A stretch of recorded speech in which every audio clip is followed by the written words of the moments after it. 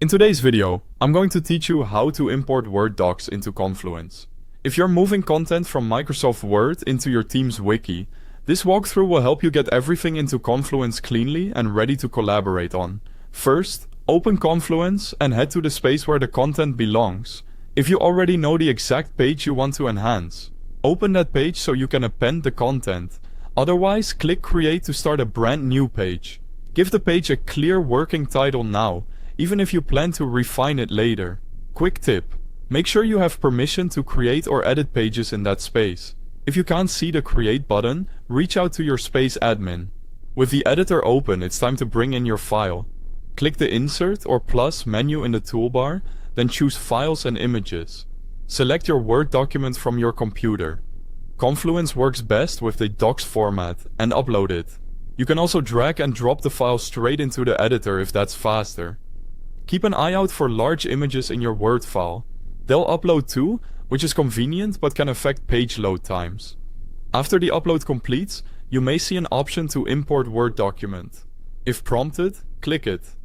Confluence will convert the Word content into native Confluence formatting so you can edit text, headings, tables and lists right on the page. If you don't see the prompt, your file is attached to the page. Try selecting the import option if it appears in the banner, or reinsert the file from the attachments panel. By the way, I've placed a link to Confluence at the very top of the description so you can sign in and follow along. Next, review the imported content carefully. Headings sometimes shift levels during conversion, so make sure your page outline makes sense and use consistent heading styles. Check bulleted and numbered lists for spacing, verify tables for proper column widths, and confirm that any images appear with the right alignment and size. If your Word file had internal links, test them here. Update them to Confluence page links where possible. This tidy up step ensures your page matches your team's style and reads clearly.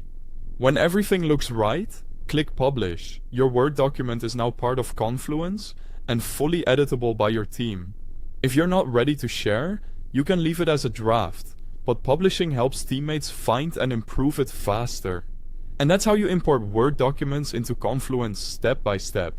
It's an easy way to move content from Word to a collaborative workspace. Thanks for watching.